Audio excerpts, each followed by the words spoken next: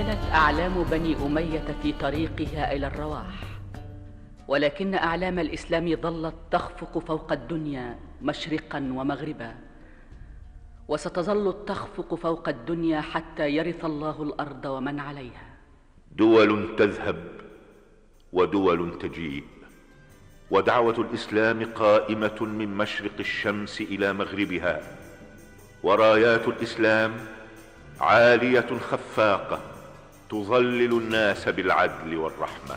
ومن أعظم ملوك بني أمية هشام بن عبد الملك، فقد دانت له البلاد وملك جميع العباد، وأديت له الجزية في الروم والفرس والترك والإفرنج والزنج والسند والهند.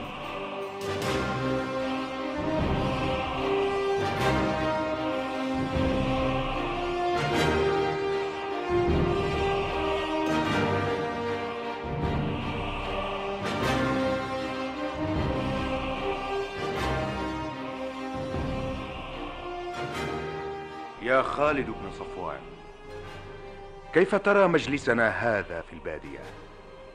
أليس خيرا من القصور؟ يا أمير المؤمنين هشام بن عبد الملك، لقد لبست الأرض أنواع زهرتها وأخرجت ألوان زينتها، وأقر الله نعمته عليك وأحسن منها إليك ونبهك إلى شكرها.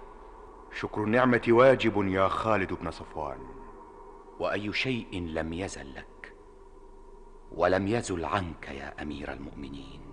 ماذا؟ حدثني يا ابن صفوان. كان لغيرك فزال عنه إليك، ثم هو صائر إلى غيرك كما صار إليك. حسابك غدا طويل. كيف المطلب وأين المهرب يا خالد بن صفوان؟ إما أن تقيم في ملكك فتعمل بطاعة الله، وإما أن تضع تاجك وتذكر ذنوبك وتعبد ربك حتى يوافيك أجلك. وكيف تراني يا ابن صفوان؟ يا أمير المؤمنين، أنت أصبحت للمسلمين ثقة وسترا، يفزعون إليك في أمورهم ويقصدونك في حوائجهم. صدقت يا ابن صفوان.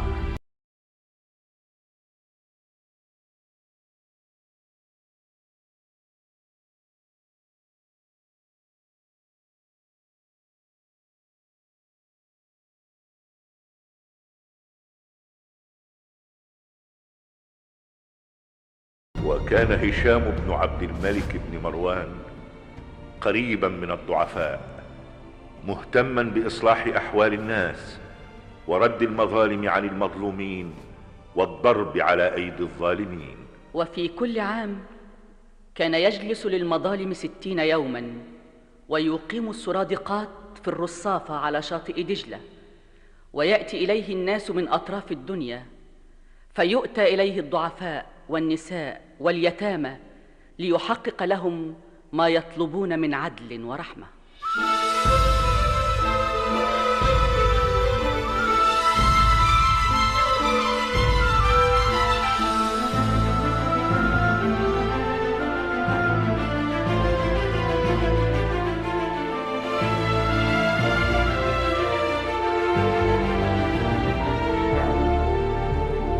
يا رجل، ما حاجتك؟ من الذي ظلمك؟ لا أحد، أنا عابر سبيل قادم من خوارزم وقاصد إلى مصر.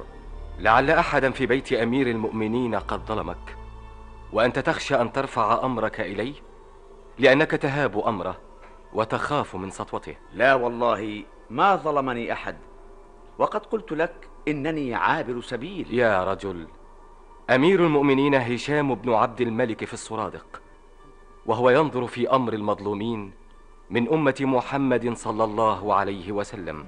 أقول لك وأنا رجل من أهل خوارزم إن الإسلام قد وسع العباد أمنه، وإن أمير المؤمنين قد وسع الناس عدله، وقد أصبحت البلاد المتنائية الشاسعة كدار واحدة هي دار الإسلام.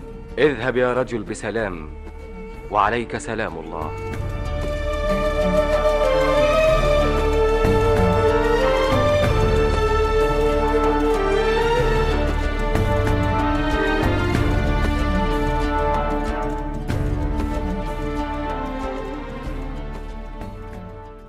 قلت لك ابحث عن خيار الناس وفضلاء العباد، أما سمعت؟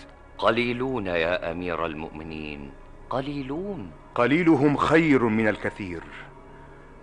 أريد أن أعرف أحوال الولاة في كل الأمصار وفي كل البلدان. لقد بعثنا يا أمير المؤمنين رجالا فضلاء يحصون أقوال الولاة ويحفظون أعمال الأخيار والأشرار في كل الأمصار. لم أعد أسمع شيئا عن سمرقند وتشقند. هل عاش فيها الشيطان؟ لا شيء يحدث من مشرق الشمس ولا مغربها إلا وأعرفه. أمر أمير المؤمنين. ابعث إلى سمرقند وتشقند رجالا يدخلون بعيدا عن العيون ويخرجون متفرقين، لا يعلم منهم واحد ولا يراهم عابر.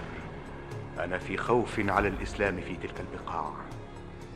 هناك وراءها شيطان أحمر. وكان هشام بن عبد الملك يعلم وهو في دمشق كل ما يحدث في أقصى بقاع الأرض التي رفرفت عليها راية الإسلام. ثم أحكم هشام سياسة الدولة، وكانت أيامه خير أيام مرت بها دولة الإسلام في عصره، فاطمأن الناس وزاد الخير وعظم الرجاء، وامتدت همته إلى دولة الروم في الشمال. يا عبد الرحمن بن معاوية بن خديج، لقد جعلتك أمير البحر في جيش الإسلام، فلا تجعل الروم ينامون ليلة في غير سهاد. أمر أمير المؤمنين. يا ابن خديج، سيأتي يوم يدخل فيه جيش الإسلام قسطنطينية، وترتفع راية الإسلام هناك لتصد الشرك والكفر والبهتان. ولكن من يرفع هذه الراية؟ وراء المضيق هناك بحر أسود يا أمير المؤمنين، لم تشرق عليه شمس الإسلام. من يشق هذا البحر بسيف لا إله إلا الله؟ سيف لا إله إلا الله بطار قاطع، وسأرسل معك سيفين من سيوف الله، عبد الوهاب بن بخت وعبد الوهاب البطال.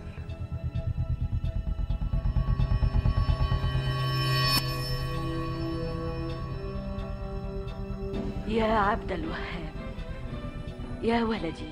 أماه، أنت بطال لأنك أكبر من بطل، وأنت تبطل كيد الكافرين. وأنت يا أماه ستكونين معي في قتال الروم. أنت الأميرة ذات الهمة، سيتحدث عنك التاريخ ويقولون إنك وضعت السيف في يدي وعلقت المصحف في عنقي. يا ولدي، لن تخرج وحدك للقتال.